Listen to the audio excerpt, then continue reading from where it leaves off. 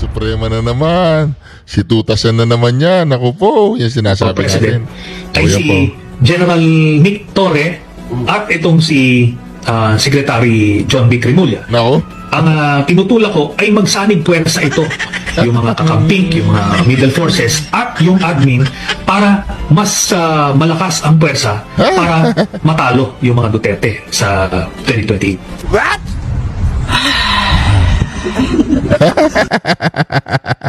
Naginilig sila si VP Sara Duterte mga reaction. Matindi yung kakaharapin natin na problema. O, tapos na po kanina yan mga reaction. Ano po tinitingnan niyo, Secretary? Sandali lang, ma'am. Yeah. Easy ka lang. Okay. Ano pong tinitingnan niyo? Siyempre nag-i-inspection siya. Parang nakaka-insulto naman talaga yun. Ano pong tinitingnan ninyo sa sekretary?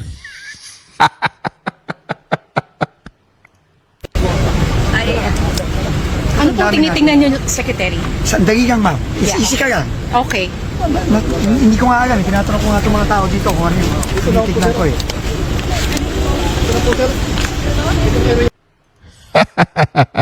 China is the biggest donor, investor, and trade partner of the Philippines. No, yung pinaka na huling natapos lang yung Bukana Bridge sa Davao. Ito, makinig kayo ha, mga bulok na mga pinklawan dilawan.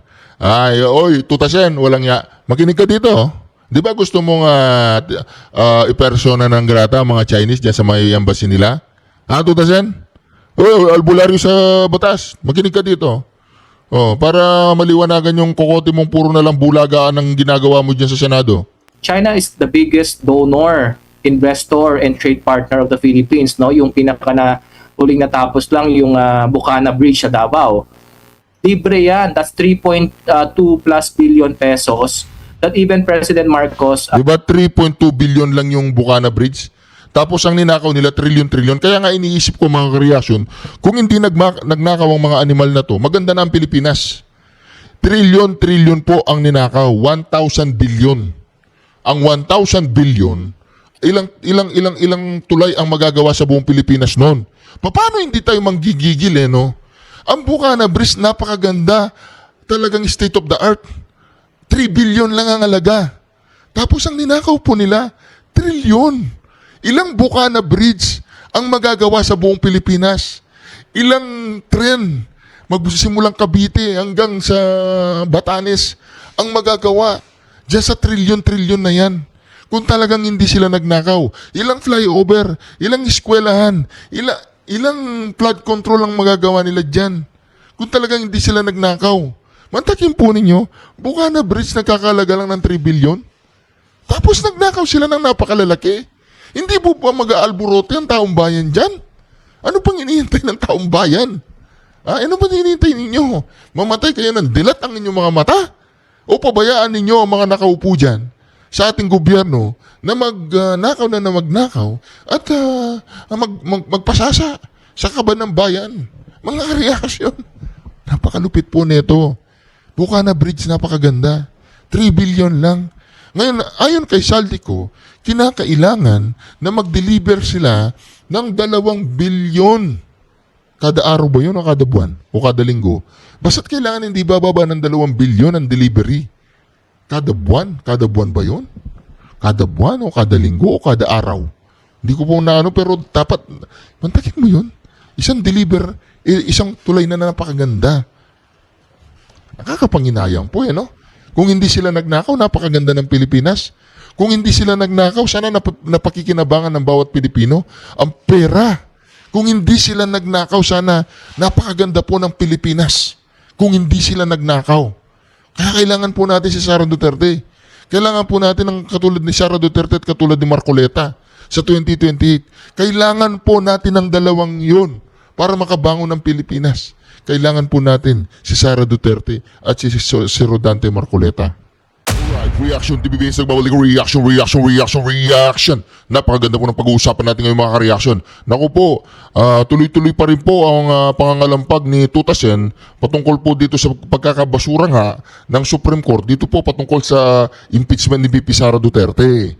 Ngayon, ang sinusulong po nila, amyenda ng saligang batas. Naku po, dahil hindi po umaayon ang kagustuhan nila Dahil hindi po tama ang gusto nilang mangyari at ang gagawin po nila mga kareaksyon, papalitan ng rules.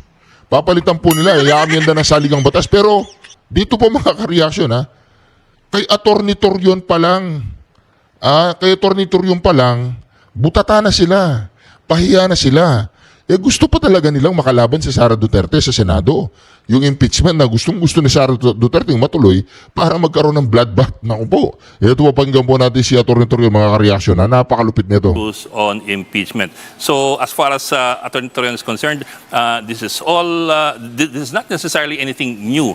But then again, keep in mind na si Attorney Torion is also one of the petitioners doon sa kaso na nagka-question doon sa impeachment complaint laban kay VP Sara Duterte. Ito po ang pahayag mula kay Attorney Torion. May punto din ng Korte Suprema dito, hindi ito additional process. It is already a process stated in the House rules mismo. Kasi kinakailangan na i-verify pa rin ng Committee on Justice kung verified nga, kung nabigyan ba talaga ng lahat ng members ng House of Representatives ng kopya ng complaint. Naku po. At Bok, yung nabanggit mo kanina na dun sa sinabi nga ng Korte Suprema na dapat ay dun pala sa impeachment ay may sufficient evidence na halimbawa, medyo lumihis ng konti itong Kamara. Naging creative sila, diniskartehan nila, hindi nila sinunod ang decision ng Korte Suprema. Ano ang pwede mangyari naman dito sa Kongreso? Okay, well, Jiggy, that's an interesting question kasi from the very start, magmula pa noong July hanggang dun sa decision ng Korte Suprema kahapon, inuulit-ulit ng Korte Suprema that the House of Representatives has the sole jurisdiction to promulgate the rules on the impeachment process. Of course, subject to the conditions set by the 1987 Constitution. So mula sa po sasabi ng Korte, Napakahirap po kasi mga kareaksyon. Gusto nilang matanggal ang isang tao, pero ayaw naman nilang sumunod sa saligang batas. Ngayon, mga kareaksyon, ito ang problema ngayon. Hinahabol nila si Sara Duterte dahil sa sinasabi nilang confidential fund, pero ang lantarang pagnanakaw ni Bongbong Marcos, ni Romualdez, na di umano, sabi ni Saldico, ay naghatid siya ng bilyong-bilyong mali-malitang pera. 25 billion nga eh. Ilan tulay yun? 25 billion divided by 2. Tigto 2 billion na lang ang tulay. Ilan pong tulay yun? 12 tulay na yun. Na malalaking tulay. Nakatulad po ng, ano ba yun? Bukana Bridge ba yun? Yung nasa Davao. Katulad po nun. 15 tulay na magagawa mo dun. Mga ka-reaction, ang nangyayari po sa ating bayan, ito pong mga animal na mga senador, sino man yung mga animal dyan, at dyan man sa mga kongreso na pinapasahod natin, alam nila kung sino magnanakaw, alam nila kung paano hulihin ang magnanakaw, pero hindi natin alam na kasama sila sa mga nakinabang, sa mga ninakaw nila. Ngayon mga ka-reaksyon, pilit nilang gustong pabagsakan si Sara Duterte kasi mga ka-reaksyon kapag bumagsak po itong si Sara Duterte, tuloy-tuloy po ang pagbagsak ng Pilipinas. Pero kapag lumusot po tayo sa 2028 at si Sara Duterte ang naging presidente, naku, magbilang po kayo ng papasok sa mga kulungan. Palagay ko mapupuno po ang mga kulungan ng mga, pwede po magmura, excuse me lang, ng mga putang inang magnanakaw sa Kongreso at sa Senado dahil hindi po uubra ang mayangayan kay Sara Duterte. Naku po, makita lang si Sara Duterte ngayon ay talaga nanginginig ng mga yun eh. Parang gusto na nilang bumaligtad eh, kaya lang nakakahiya kasi nga tumanggap sila ng mga mali-malitang pera. Di po ba mga ka-reaction? At ito pa, ito po mga ka-reaction na nagsisimula na pong gipitin. Ng administrasyong ito ang mga pumupuna. Ito po mga ka-reaction. At yun naman ang opinyon ng ilang eksperto sa batas tungkol sa desisyon ng Korte Suprema. Hindi po ito. Tapos na yan. Ito po. Itinuturing na national concern ng NBI ang pagkalat ng umano'y fake medical records. Yan. Nagkalat po yung fake medical records, hindi po natin alam kung saan nanggaling. Yan ako, hindi ako naniniwala dun sa fake medical record na yun kasi nga po mga ka-reaction, hindi po pwede yun sa isang ospital, lalo na St. Luke, na makakakuha ka ng isang medical record na galing mismo sa ospital dahil napakahigpit po niyan at talaga pong confidential yan. Pero, minsan talaga may mga nakakalusot. Pero ang problema mga ka-reaction, ito po ang pinakamalaking problema dito mga ka-reaction. Ang ginigipit po ngayon mga ka-reaction ay mga Duterte vloggers. Ito po mga ka-reaction ha, panoorin po ninyo to at mag-react po kayo sa comment section. Ang Pangulong Duterte noong panahon niya, marami po ang mga nagkakalat ng fake news patungkol po sa kanyang kalusugan. Pero dito po kay Bongbong Marcos, ang Pangulong Duterte wala po siyang pakialam sa mga nagkalat sa kanyang mga kalusugan sa kanyang kalusugan. Pero si Bongbong Marcos talagang sensitive. Sensitive si Bongbong. Bongbong. Sensitive si Bongbong Marcos. Si Bongbong Marcos mga ka-reaction ay sensitive. Hindi lang sensitive ang bituka, sensitive pa ang kanyang pet, di ba? Dumudugo nga, kayo naman. Itinuturing na national concern ng NBI ang pagkalat ng umano'y fake medical records ni PBBM. Karapatan man daw malaman ng publiko ang kalusugan ng Pangulo, hindi ito dapat mauwi sa pagpapakalat ng maling impormasyon. Narito ang exclusive Agenda Weekend Report ni Hannity. Posibleng ipatawag daw ng NBI ang online personality na si Sir Jack Argota. Kasunod yan ang pag-share nito ng umano'y peking medical records ni Pangulong Bongbong Marcos. Nako, ganito po kasi mga ka-reaction. Halimbawa may pinakalat na peking medical record ni Bongbong. Kung hindi naman totoo yan, di ba? Anong problema? Di labas nila yung totoong medical record. Di ba? Patunayan nila na yung medical record na yun ay peke sa pamamagitan lamang ng paglabas ninyo ng tunay na medical record ni Bongbong Marcos. Ayun nga lang pag-air follicle test sa bangag na yan, hindi nyo magawa-gawa, di ba? Di ba? Hindi nga nyo magawa-gawa yung pag-ano ng air follicle test. Tapos mga ka-reaction, ito po ito po ang pinakamalupit dito mga ka-reaction. Talagang pag may nakita silang DDS vlogger na pwedeng kasuhan, ay kakasuhan po kahit sa kaliit-liitan detalye para lamang makasuhan ng mga DDS vloggers. Akala nila, ang pagkaso nila sa mga DDS vloggers ay makukuha nila ang simpatya ng taong bayan. Makukuha nila ang simpatya ni Juan tsaka ni Maria. Nagkakamali po kayo dyan. Bongbong Marcos, magpa-air follicle test ka, ilabas mo yung totoong medical record mo para malaman ng taong bayan at kung mali yung sinabi ni Sir Jack na diverticulitis mo ay malala na, kung siya man ang nagpakalat, unang nagpakalat dun, demanda mo si Sir Jack. Anong demanda dyan? Cyber libel? Anong demanda dyan? Cyber libel? Ano? Anong demanda dyan? Sa ginawa ni Sir Jack? Paano maging cyber libel yun? Misinformation. Misinformation. Di sabihin ninyo, hindi tama yun. Ganun lang yun. Upo-upo kayong presidente, ayaw nyo namang ipakita yung tunay na kalagayan ng kalusugan ninyo. Di ba? Ipakita ninyo, sabihin ninyo, ilabas mo. Ilabas mo kung ano nangyayari sa katawan mo kasi pinapasahod ka namin. Ngayon, mga ka-reaction, halimbawa, di ba, pag nagtatrabaho ka at nalaman ng amo mo, meron ka medical, di ba? Sa mga trabaho, halimbawa, papasok ka ng service crew, papasok ka ng piloto, papasok ka ng sundalo, di ba? Kapag may diferensya ka sa kayong kalusugan, hindi ka makakapasok dyan. How much more? Kami ang amo mo, Bongbong Marcos. Kami ang amo mo. How much more na hindi namin kailangan malaman kung ano nangyayari sa ilong mo, sa katawan mo, kung ikaw ba ay normal, kung sino ba talaga nagpapatakbo ng Pilipinas, kung meron ka pa bang diverticula, kung meron ka pa bang meron ka ba bang pakiramdam sa mga ordinaryong Pilipino? Di po ba mga ka-reaction? Kung wala na, kailangan ka ng patalsikin dyan. Kailangan ka ng mag-resign. Di ba? Kailangan ka ng magbalot-balot dyan sa Malacanang. Pero kung okay ang iyong kalagayan at hindi ka drugista at wala kang problema sa pag-iisip at hindi ka nagpapatira sa puwet, di manatili ka dyan.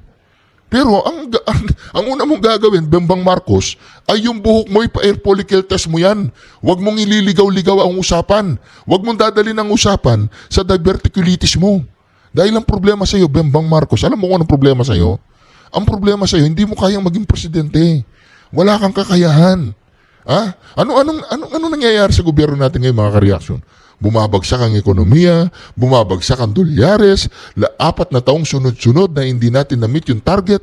Ngayon, binagsak ng international financial community ang grade ng Pilipinas. Grabe ka, Bembang Marcos. Di ba? Tapos, meron ka pang iskandalo. Istubig. Hindi ka pa ba nahihiya, Bembang Marcos? Hindi ka pa nahihiya na nakikita ka ng taong bayan? Pag nakikita ka nila, na-imagine nila kung paano ipinasok yung tubig sa puwet mo? Hindi ka pa man nahihiya doon? Bakit hindi mo demanda yung Vinchase na yon? I-demanda mo siya, sabihin mo, naninira ka ng puri. Bakit hindi mo i-demanda si Cathy Binag na nagsasabi nga mismong asawa mo, di umano, ang nag-offer sa kanya ng pulburon?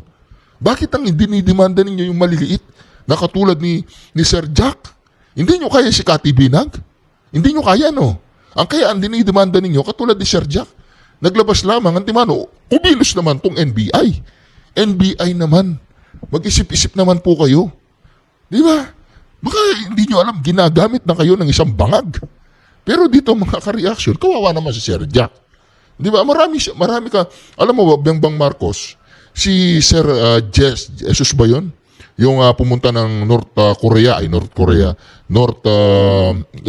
Ilocos Norte, na ibinulgar lahat ng katarantaduan ni Sandro Marcos. Lahat ng katarantaduan yung pagnanakaw doon, di umano, na hindi totoo yung mga tapos na mga proyekto, na ayaw puntahan ni Vince Dizon, na kapag pumunta doon si Vince Dizon, baka masunog siyang buhay sa makikita niyang katarantaduan doon. Ayaw pumunta ni Vince Dizon doon. Oy Vince, pumunta ka na Ilocos Norte, boy. Oo, wag kang kung saan pumupunta na pag-ahalata ka na Vince. Na pag-ahalata ka na boy. Pumunta ka ng North Korea, Ilocos Norte. Doon ka mag-imbestiga, boy. Para maging makatotohanan, para maging kapanipaniwala ang ginagawa mong katarantaduan sa Davao. Vince, tumakbo ka na senador. Sige bro, takbo. Tingnan natin kung anong mangyayari sa'yo. Takbo ka na senador. Sa bagay, King George dun sa Comelec. Ano yun? Doktor din yun, doktor. Oo, ano yun? May PhD yun sa pagka-doktor sa bilangan ng boto. Itinuturing na national concern ng NBI ang pagkalat ng umano'y fake medical records ni PBBM. Karapatan man daw malaman ng publiko ang kalusugan ng Pangulo, hindi ito dapat mauwi sa pagpapakalat ng maling impormasyon. Narito ang exclusive Agenda Weekend Report ni Hannity. Posibleng ipatawag daw ng NBI ang online personality na si Sir Jack Argota. Naku! Kasunod yan ng pag-share nito ng umano'y peking medical records ni Pangulong Bongbong Marcos mula sa St. Luke's Medical Center. Naku po! Isang bagay na pinasinungalingan na ng nasabing ospital at ng palasyo. Pero si Sir Jack yung personality, pwede ba yung ano ba yun? Yan ba yan? Ano ba yan? Ito si Sir Jack sa likod natin. Sir Jack. Isa siya sa mga nag-post. Naku! Ano pangalan dito, sir? Have you called them out for investigation? Anong ginawa mo po? Ang ano po natin yan is maray natin ipatawag. So, paano? Natin yan. Isasampinan natin Due process. Hindi naman kung ano side nila. Sabi ni Magno sa Politico Talks ng Bilyonaryo News Channel, ang online sharing ng fabricated documents kasama ang post ni Sir Jack ay maaaring maituring na cyber libel. Ongoing daw ang investigasyon ng NBI tungkol sa pagkalat ng peking record na ito. Para sa ahensya, national concern na raw ito dahil mandatory nilang bantayan ang seguridad ng mga matataas na leader ng gobyerno. Okay, national concern yan, NBI, national concern yan. Pero hindi national concern sa inyo kung si Bongbong Marcos, yung kanyang inilabas na drug addict test, drug test pala, ay peke o hindi. Hindi national concern sa inyo, NBI, kung ang presidente ninyo ay bangag araw-araw. Hindi national concern sa inyo yun. National concern na hindi matahimik ang taong bayan kung talagang itong si Bongbong Marcos ay nagpa-function pa ng normal. Hindi national concern sa inyo yun. Ang national concern sa inyo, yung taong gustong malaman kung ano talaga ang kalagayan ng kalusugan ni Bembang Marcos. Hindi national concern. Grabe kayo, NBI. Dapat, ang national concern sa inyo, yung mga magnanakaw. Unahin ninyo yung mga magnanakaw. Maraming mga nalunod sa flood control. yung mga magnanakaw sa custom, yung mga magnanakaw dyan sa flood control, yung magnanakaw dyan sa may DPWH, sa may DOH, sa may DepEd, kung saan-saan yung mga magnanakaw na yan ang trabahuin ninyo. Hindi yung gusgusin na isang vlogger na kaya nyo kasi maliit lang si Sir Jack. Ha? Pasensya na, Sir Jack, tinawag kitang gusgusin, idol kita. Pero gusgusin, ibig sabihin, katulad ko, gusgusin din ako na simpleng mamamayan lang na nagre-react sa mga bagay-bagay na nangyari sa ating lipunan. Di ba? Hindi po ba katarantaduan yan, NBI? Na si Sir Jack talaga ang pupunteriyahin ninyo? Eh di ilabas niya. Ilabas ni Bongbong Marcos ang tunay na medical legal. Bakit hindi nyo abulin? Bakit hindi nyo abulin si Cathy Binag nung sinabi niyang mismong si Palaka inoperan siya ng coca? Libel yun. O bakit hindi siya inabol? Di ba? Tapos sinasabi pa ni Cathy Binag, may swinger, mayroong talagang... tapos ba't hindi nyo tinanong si Bongbong Marcos nung mayroon siyang puti-puti dito? NBI. Talaga naman, ang titirain ninyo yung maliliit na mga vlogger. Akala ninyo na mapapaniwala nyo ang mga tao? Akala ninyo matatakot nyo yung mga vlogger sa mga ganyang? Hindi. Kasi kami pong mga vlogger, NBI, kami mga vlogger, kami po yung mga simpleng mamamayan na nasasaktan dahil sa pagnanakaw ng mga animal dyan. Dahil sa pagnanakaw dyan sa Kongreso, Senado, sa Malacanang, at kung saan-saan pa. Di ba? Alam nyo, ang NBI, yan dapat ang ating pinaka masasandalan. Kasi alam po natin ang NBI talagang pag sinabi nating NBI, di ba? Ay, may NBI dyan, no? Di ba natatakot na tayo o nire-respeto natin pag may nakasulat na NBI sa sasakyan? Di ba? Kapag may nakita natin suot-suot niya, t-shirt na NBI, talagang karespeto ang mga NBI. Di ba? Mga ka-reaction, makita mo nga lang yung NBI na jacket na gano'n. Sabi mo, ay, NBI itong tao na to. Napakataas talaga ng tingin ng bawat Pilipino sa mga NBI. Huwag niyo namang pabayaang masira ang pangalan ng NBI. Huwag niyo namang pabayaang masira ang pangalan ng NBI sa taong bayan. Kasi ang NBI, alam niyo, ako naniniwala ako mga ka-reaction si NBI Director Santiago, idol ko yun si NBI Director Santiago, hindi siya bagay sa Administrasyong Marcos. Si NBI Director Santiago, idol ko yun, tama lamang na kumalas na siya. Baka masira ang pangalan niya. Dahil hanggang ngayon, mataas ang tingin ko kay NBI Santiago Mataas kasi alam ko si NBI Santiago ay talagang ibang kalibre yan. Hindi po pwede yan na madaan niya sa katarantaduan. Di ba, mga ka-reaction? Kaya itong bagong direktor ng NBI, huwag niyo naman pong pabayaan ang Pilipino na magiba po ang tingin sa NBI. Dahil alam po namin ng NBI, yan ang pinakamataas na law enforcer sa ating bayan na nirirespeto, hindi kayang bayaran, talagang mataas. Kahit ako mataas po ang tingin ko sa NBI. Pero sa pagkakataong ito, bakit inuuna pa ng NBI ang isang katulad ni Sir Jack, na sabihin na natin siya nagpakalat doon sa sinasabi nating medical record na palagay ko in-email sa kanya yun. In-email sa kanya kasi hindi naman gagawa ang ganun yun. Hindi ko alam kung kaya niyang gawin yun pero siguro in-email sa kanya, sinyer niya, di ba? Nag-react siya. Halimbawa nag-react ako sa isang picture. Nakita ko sa online. Nag-react ako. Cyber libel na ba yun? Palagay ko hindi cyber libel yun kung nagre-react lang ako. Kung sinasabi ko lang ang opinion ko, itong medical record na ito, ako mismo po hindi ako naniniwalang galing sa St. Luke yun Hindi ako naniniwala kasi mahirap yun Naniniwala ako na pwedeng nag-leak, pwedeng may tarantadong kumuha dun, or merong pwede, pero yung mismong St. Luke na maglalabas nun, hindi ako naniniwala. Bawal yun Confidential yun Pero naman, yung NBI, nangihinayang ako kung gagawin ng NBI na magtatrack sila ng mga vlogger na laban kay Bongbong Marcos. Naku naman, NBI naman. Di ba? Unahin ninyo yung mga magnanakaw, mga kriminal. Diyan sa Senado marami. Diyan sa Kongreso marami. Sabi nila ako, wala akong alam. Sa Senado, sabi nila maraming mga may insertion diyan.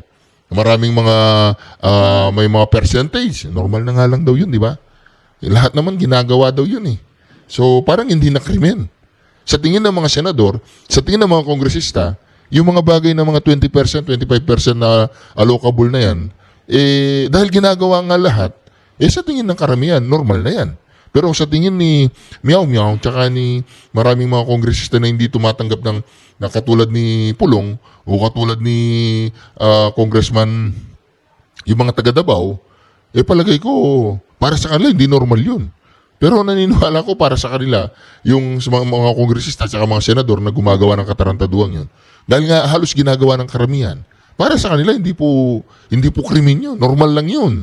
Diba? Normal na kalakaran yun na mayroong percentage. Kahit ng NBI, no? Ako, sa totoo lang po mga karelasyon pag NBI, pangarap ko rin maging NBI nung bata ako eh. Sabi ko magiging abogado ako, tapos magiging NBI ako, tapos huhulihin ko lahat ng mga kriminal. Uunahin ko yung mga Marcoses kung sila yung mga magnanakaw, di ba? So nung bata kasi ako, yung mga Marcoses, talagang magnanakaw sila. Di ba? Sinabi na yan sa Sandigang Bayan. Magnanakaw sila. Convicted si Imelda, di ba? Akong aresto kay Imelda kasi magnanakaw talaga, convicted eh. Utang inang yan, hindi pinakulong ng Pangulong Duterte, inilibing ng may dangal ang tatay, ang asawa niya, ang punyatang anak na si Bembang Marcos, pinadala niya dun sa dahig ang Pangulong Duterte. Mantakin mo yan. Di ba? Nasa tamang pag-iisip. Yung sinasabi ko po mga karelasyon eh. Hindi po ordinaryong tao ang ating presidente. Hindi nga ordinaryong tao ang presidente mo. Hindi siya ordinaryong tao. Pero ang problema, napaka-sensitive. Di ba? Hindi nga ordinaryong tao, presidente nga yan eh. Pero, wala naman respeto. Nirespeto ba niya ang Pangulong Duterte? Di ba? Nirespeto ba niya ang taong bayan? Sa nangyayari ngayon, nakawan, bumagsak ang ekonomiya ng Pilipinas. Ibig mo ba sabihin, sir, hindi nga siya ordinaryong mamamayan. Para sa inyo ba, ordinaryo yung nangyayari sa bayan natin ngayon? Naku po. Nagagalit ng taong bayan, sir. Tama po ang sinasabi na may karapatan ng tao malaman ng public health ng diba? ating Pangulo. Tama. Pero hindi po yan nagbibigay pahintulot na kung ano-ano lang ang ilalabas natin. At magkalat ng fake news. Magkalat ng fake news. Bilang tugon, sinabi ni Sir Jack sa isang Facebook post na ipakita na lang daw ang original health record ng Pangulo kaysa protektahan ito. Hindi na matunton ang nasabing post ni Sir Jack kaugnay ng kalusugan ni PBBM. At anya, hindi raw ito deleted. Minsan daw kasi nire-report at fina-fact check ang kanyang posts. Hindi raw siya kailanman nanalangin mamatay ang isang tao dahil naniniwala siya sa karma, kasunod ng mga alegasyon laban sa kanya tungkol dito. Una nang ibinalita ng palasyo na in good health ang Pangulo, kasunod ng diagnosis sa kanya ng mga doktor ng diverticulitis. Ani PBBM, he got the best possible medical care at pinakita pa ang video niyang nakikipaglaro sa kanyang aso. Pinaalala ng Presidential Communications Office sa publiko na umasa lang sa mga opisyal na pahayag ng government sources para maiwasan ang pagbabasa ng unverified at malisyosong content online. Para sa Agenda Weekend, Hannah T. Bakit? Naglalabas ba sila ng totoo dyan sa Malacanang? Naglalabas ba sila ng katotohanan kung anong nangyayari kay Bembang Marcos? Siyempre hindi naman nila ilalabas yan. Hindi nila ilalabas yan. Yung presidente ba? Presidente yan eh, di ba? Natatakot lahat ng mga opisyalis dyan eh. Di ba? Siyempre nakakatakot naman talaga yung presidente yan, di ba? Lalong-lalo pag napagtripan ka niyan, talagang naku po. At yun naman ang opinyon ng ilang eksperto sa batas tungkol sa desisyon ng Korte Suprema. Live mula sa TV5 Media Center, nangungun sa balita si News 5 anchor Edling Gaubok. Anong sinasabi ng mga legal experts? Sinasabi ba nila, tingin nila ay nagmalabis ang Korte Suprema? Yan na naman. Accredited China's engineers. China is the biggest donor, investor, and trade partner of the Philippines. No, yung pinaka na huling natapos lang yung Bucana Bridge sa Davao. Libre yan. That's 3.2 plus billion pesos that even President Marcos accredited China's engineers for completing it under schedule and under budget. No? Nakita natin nasa picture ngayon. Ang ganda niyang, that is one of the most modern and advanced bridges of the Oh, Philippines diba? and regalo ng China. Yan ba yung dapat natin kaawayin? Hindi lang yan, yung Binondo Intramuros Friendship Bridge, another 3.5 billion dyan sa Manila. No, that not only generates economic development but jobs for the local people. Sa mga Pilipino yan. Yung Makati Mandaluyong Bridge, no, maraming mga influencers, mga vloggers, lagi yan na kinukuhang content, no? At hindi lang ang mga hard infrastructure ang niregalo ng China. Every time may mga typhoons tayo, tens of millions of relief goods, of food packs are being donated nationwide yan. China also during the calamity donated more than 50 million vaccines, no? That helped save our frontliners, Filipino frontliners. Yung sumabog yung Marawi, China and Russia were the first ones to donate emergency weapons that saved Filipino soldiers, no? May mga kasi nagsasabi, sometimes we Filipinos have a short-term memory, no? But for more than 5,000 years na kapitbahay natin ng China, ni isang beses hindi tayo sinakop. 'Di ba? Alam natin yung mga ibang bansa na mas malayo, sinakop tayo at anong ginawa sa Pilipino, no? Opo, di ko lang alam kung napanood niyo na po yung video ni former president, former speaker Gloria Macapagal Arroyo, congresswoman pa ata siya hanggang sa kasalukuyan.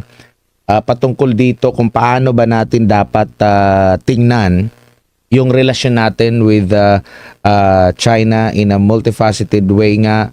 Dapat na ikonsidera yung cultural, economic, trade, people-to-people ties, at iba pa. Kasi parang ang view, no, kung pagbabatayan natin sa social media, parang ang relasyon natin with China parang nandun lang nakatutok, kumbaga, papangit yung ating relasyon dahil nga dito sa issue ng West Philippine Sea, South China Sea, Prof.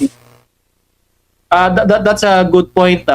Former President Arroyo is of course is an economist by training, but she's also a student of geopolitics, no, in international relations, no. So I completely agree, and we believe, no, we are optimists by nature that our national leaders and technocrats, for the most part, they understand that hindi lang China, no, we also have disagreements with other countries, even with our neighbors, no. We have disagreement with Malaysia over Sabah. We have some maritime disputes also with Vietnam, no.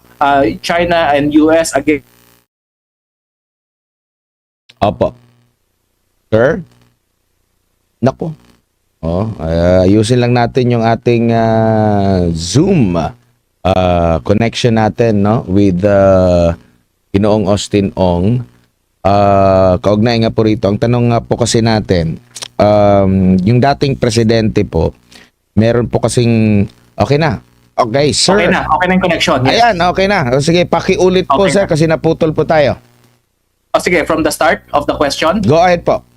Yes. So as I mentioned, former President Arroyo is an economist by training, but she is also a very astute student on geopolitics and international relations, no?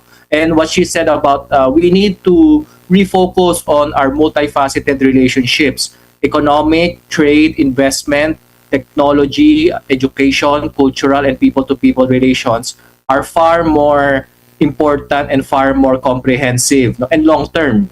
No, actually may mga nagsasabi din ng mga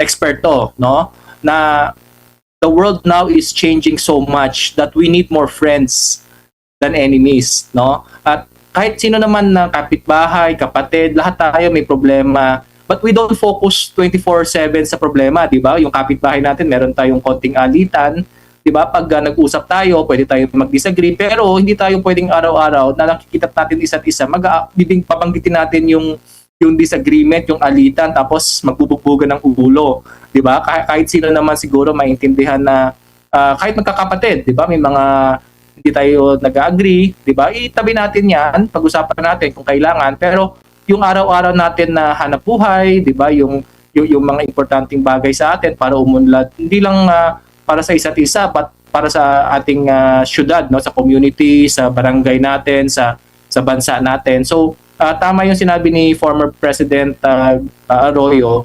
And as I mentioned earlier, we are optimist by nature. We believe the majority of our national leaders, no, our technocrats, our political and economic leaders know that we need to work not only with China but with the rest of our neighbors and the rest of the world. So as we mentioned also earlier, the US and China also have bigger challenges, no, bigger competition against each other. China and India also have challenges, but now they are actually working together, no, on not only investments but on technology, on people-to-people relations. Meron din tayong mga disagreement with our neighbors, no? Philippines and Malaysia, we have a dispute over Sabah. Philippines and Vietnam, meron tayong maritime disagreements also, no? Pero hindi natin siya tututukan araw-araw at ibubulgar o imi-megaphone diplomacy, no? We let our Department of Foreign Affairs expert, our diplomats, our trained diplomats do what they are supposed to do. We let our senators and our congressmen do what they are supposed to do. But at the most important level is we have to do what is best for our people's development and our long-term development, no? And that is making friends with our neighbors. Opo. And sa tingin niyo po ba, kumbaga, yan ba yung laging pananaw, lalo na yung ng ahensya ng gobyerno, yung sinasabi ng konstitusyon natin na dapat role ng presidente, ng role ng DFA po natin, dapat ba ganun yung pananaw? And yan ba ang kasalukuyang pananaw ng kasalukuyang administrasyon kung pagbabasehan po natin yung mga nako-communicate sa public po, sir? Nabanggit mo rin kanina yung role ng social media, no? Actually, that is the big elephant in the room because everybody can be a expert, no? Can be a spokesperson of his or her opinion, no? So alam natin ang dami rin problema ng bansa ngayon, no? Economically, prices are going up, 'di ba? May mga not only international challenges but national challenges that are facing our people. So ang ano dyan is yung national leaders natin, most of, if not all of them, want to do what is best for the country. There might be disagreements, but again, if we focus on the disagreements, on the challenges with the biggest neighbor, no? And nakakalungkot kasi just a few weeks ago, President Marcos, the Department of Tourism just announced a 14-day visa waiver to attract more Chinese tourists. No? So we have to understand for the Chinese, on one hand, we want to invite their tourists here. We say that we can guarantee their safety, that they will have a good time here, and the Filipinos are worldwide known to be the happy and hospitable people. No, so a lot of our Chinese friends were actually looking forward to travel, and then suddenly we have this what's the right word that we use, this word war that you mentioned earlier. But again, it's not the sum of the relations, no, as President Marcos has repeatedly said. We want to be friends with all, no, and the West Philippine Sea issue is not the defining element of Philippine-China relations. There's economic, there's cultural, there's people to people. Just to add, no, for many of our viewers, alam niyo po siguro ito, when we have good relations with China, China is the biggest donor, investor, and trade partner of the Philippines, no? Yung pinaka na huling natapos lang yung Bukana Bridge sa Davao. Libre yan. That's 3.2 plus billion pesos that even President Marcos credited China's engineers for completing it under schedule and under budget, no? Nakita natin nasa picture ngayon, ang ganda niyang, that is one of the most modern and advanced bridges of the Philippines, and regalo ng China. Yan ba yung dapat nating kaawayin? Hindi lang yan, yung Binondo Intramuros Friendship Bridge, another 3.5 billion sa Manila, no? That not only generates economic development but jobs for the local people. Sa mga Pilipino yan. Yung Makati-Mandaluyong Bridge, no? Maraming mga influencers, mga vloggers, lagi yan na kinukuhang content, no? At hindi lang ang mga hard infrastructure ang niregalo ng China. Every time may mga typhoons tayo, tens of millions of relief goods, of food packs are being donated nationwide yan. China also during the calamity donated more than 50 million vaccines, no? That helped save our frontliners, Filipino frontliners. Yung sumabog yung Marawi, China and Russia were the first ones to donate emergency weapons that saved Filipino soldiers, no? May mga kasi nagsasabi, sometimes we Filipinos have a short-term memory, no? But for more than 5,000 years na kapitbahay natin ng China, ni isang beses hindi tayo sinakop. 'Di ba? Alam natin yung mga ibang bansa na mas malayo, sinakop tayo at anong ginawa sa Pilipino, no? Pero hindi natin siya araw-araw inuulit, no? Kahit yung mga ginawa sa ating hindi maganda, we should not forget, but we should also learn to forgive and to move forward, no? And to work with everybody who wants to work with the Philippines and to contribute to national development. And sa nakikita natin, China as our largest neighbor, largest trading partner, hindi lang sa atin, no? Lahat ng kapitbahay natin actually nakiki-cooperate at gustong magdagdag ng investment, trade, and cooperation and opportunities with China, no? At yun din dapat ang i-priority ng mga national leaders natin. Opo, so itong naging suggestion po ng dating Pangulong Gloria Macapagal-Arroyo na tingnan natin ang relationship with China sa iba't ibang pamamaraan, multifaceted way, bilang yung pagkonsidera sa cultural, economic, trade, people-to-people ties, at hindi lang nakatuon doon sa island disputes, no? Dyan sa West Philippine Sea, South China Sea. Sino po ang possible magtuturo niyan? Ang gobyerno po ang magtuturo ba niyan? Ang DFA or sa kabuuan? Kasi parang, yes, maganda kasi matagal na yung relationship natin with China as well as ibang mga bansa. Pero lahat ng nababanggit nyo po, sir, natatabunan po kapag magkakaroon na naman ng water cannon incident, West Philippine Sea, South China Sea, magkakaroon na naman po ng girian. Lahat po ng mga itong mga bagay na ito na naisasuggest, nabubura agad at ang mananaig na sa naratibo, sa social media, sa mga balita, at ang laging nangyayari, mas nananaig yung parang kamuhian natin ang China. Parang ganun po, sir. You make a very good and important point, no?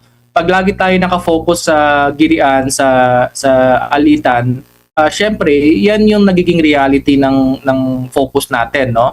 But at the same time, ilang beses na natin nakita na when hindi natin sabihin tama or mali, no? Meron kasing mga areas sa China, may area sa atin, tapos sa gitna ng dagat may mga disputed, no? Kasi sa dagat wala namang yung mga street signs, no? Wala naman mga passport ang mga isda, no? Na alam natin ito galing parte para ng China, to parte ng Pilipinas, to parte ng Vietnam, to parte ng Indonesia o ng Malaysia. So sa mga gitna ng dagat, alam mo yung mga mangingisda, wala yung nationality, they are human beings. No? As sabi nga ng mga mangingisda natin, sa gitna ng dagat, kahit di sila nagkakaintindihan, they do some kind of a barter trade. Kung anong meron ako, anong meron ka, sa gitna ng dagat, pwede tayo maghatian or magpalitan. No? At the same time, for hundreds of years, wala naman tayo narinig na gulo dyan sa South China Sea, no? So, ngayon lang mga nakaraan na ilang taon, no, na syempre lumalaki yung mga bansa sa South China Sea, no? Tapos may mga ibang dayuhan din na nakikialam sa South China Sea, no? So may mga nag-uudyok diyan, no? But at the same time, we should also know what to priority and what to pursue using diplomacy, kasi sa katapusan naman lahat naman ng gera, ilan pang namatay o ilan man na bombahan na lugar ay magpi-peace talk din yan sa kahulihan, hindi ba? Sana hindi na tayo umabot sa ganon, no? Kasi hindi mo mapapalit ang kapitbahay, alam natin yan, di ba? May kasabihan nga lingwahe natin, di ba? Kawayan mo na yung kamag-anak mo, huwag mo lang kawayan yung kapitbahay kasi araw-araw pagising mo, yan ang kapitbahay mo, di ba? Why are we going to create undue stress? So yan sinabi ni former President Arroyo, no, at yung multifaceted economic, trade, cultural. I would say the government can play a leading role in terms of providing the platform, no, for the different stakeholders to cooperate and to find common ground to work together. But we have a very strong civil society, we have a very strong education sector. A lot of the Chinese, as you know, maraming Pilipino nagtuturo ng English, no, in China and other China territories. And actually, you know, these Chinese students, they love their Filipino teachers. Sabi nga nila kasi, number one, the English, but number two, merong pagmamahal ng at malasakit ang Pilipino, no? And that's worldwide. We are known for that. So there's a lot of things to look forward to, and not only for the near future, but for the long term. China is the largest economy in the region, if not in the world already, di ba? It's the biggest AI, robotics, EV, green technology. Lahat yan pwede nating mapakinabangan because China is willing to cooperate with us. Alam mo, maraming mga, and we would like to congratulate SMNI, no, kayo yung exception. A lot of the media focused on the West Philippine Sea issue, yung nagbigay ng speech yung bagong ambassador ng China sa isang event nila, no? But actually, if you look at the speech of Ambassador Jing, he focused on the positive. Sabi nga niya, ang daming mga pagdating pala niya galing sa last appointment niya, pagdating niya sa Manila, nakita niya yung warmth and love of the Filipino people. Yun yung pinaka na-impress sa kanya, no? Tapos sabi niya, a lot of the Chinese brands are being enjoyed and helping Filipino businesses and Filipino consumers have a more comprehensive experience, no? At as alam natin yung mga, I don't know if I can mention the Chinese brands na nakikita natin yung mga EV cars nila sa kalye, no? And that's helping not only the Philippine economy but the Philippine environment. So marami tayong pwedeng pag-aralan sa isa't isa. But as you very well pointed out, if we focus on the disagreements on the girian, yun ang magiging reality natin. Opo, huli na lang po, sir, no? Dito naman po sa, hindi lang po ang Pilipinas ang may ka-dispute ng China po, no? Marami pong mga bansa din yan na nakapaligid sa kanya. Yan yung South Korea, Japan, pati na rin yung Vietnam. Maging dito sa mga miyembro ng ASEAN, meron din po. Pero paano ba nila hinandle ang ganitong usapin? Siguro hindi lang nalalaman ng mga Pilipino kasi nakakonsentrate tayo, lalo na sa social media, depende kasi yan kung ano yung mga sinisearch mo, yun din yung lumalabas sa feed mo. Paano ba nila hinandle ito, sir? And meron ba tayong pwedeng paggayahan na parang akmang-akma sa atin na hindi po naapektuhan yung pangkalahatan itong mga nababanggit po ni former President GMA? Maganda yung puntos mo, Admar, no? Actually, we don't have to reinvent the wheel. We just have to study what our neighbors are doing. Alam mo, in fairness, this is an American professor from MIT who made a study. China has 14 neighbors, land neighbors, no? Hindi to water neighbors. Ibig sabihin, lupa ang pinaglalaban nila. And China has resolved 12 out of 14 land border disputes with their neighbors. And for majority of them, China even gave more sa kabilang party, meaning China compromised in favor of the other side in pursuit of peace. No? So ano ibig sabihin yan? Pag meron tayong mga disagreement, we let the professionals take care of it. No? And that's what our neighbors have done. Our diplomats are trained. They've spent their lifetime studying the art of diplomacy. We let them, and we keep talking. No? Kasi at the end of the day, kahit anong mga away, di ba? Maaayos lang yan sa pag-uusap. So mag-usap na lang tayo na mag-usap kaysa mapapunta pa sa ibang gulo, no?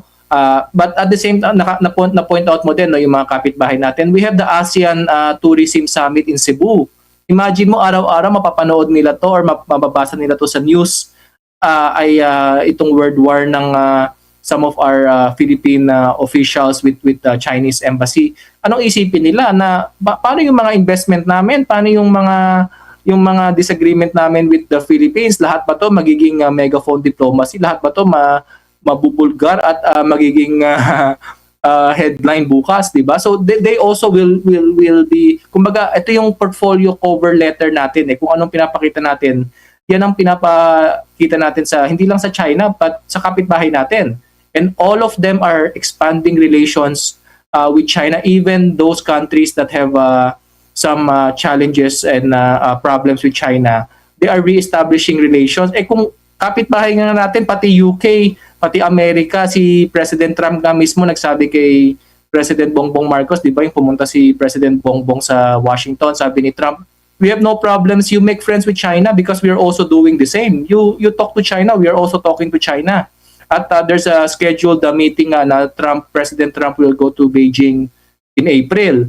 Ano mangyayari sa atin? Puro tayo, di ba, disagreement, puro tayo alitan. At again, whatever we spent our national attention on, that will be the reality of our national development. So ang ano dyan is, we let yung question mo kanina, just going back sa mga disagreement, we let our neighbors, we let our diplomats do what they're supposed to do, which is diplomacy, negotiations, keep talking, and then we let our other experts and stakeholders focus on economic, di ba, yung mga businessman natin, a lot of them are doing business with China and bringing Chinese technology here. No, not only to help the economic development, but to help the betterment of the lives of our people. No, at marami tayo, may education. Let the universities cooperate with not only with Chinese universities but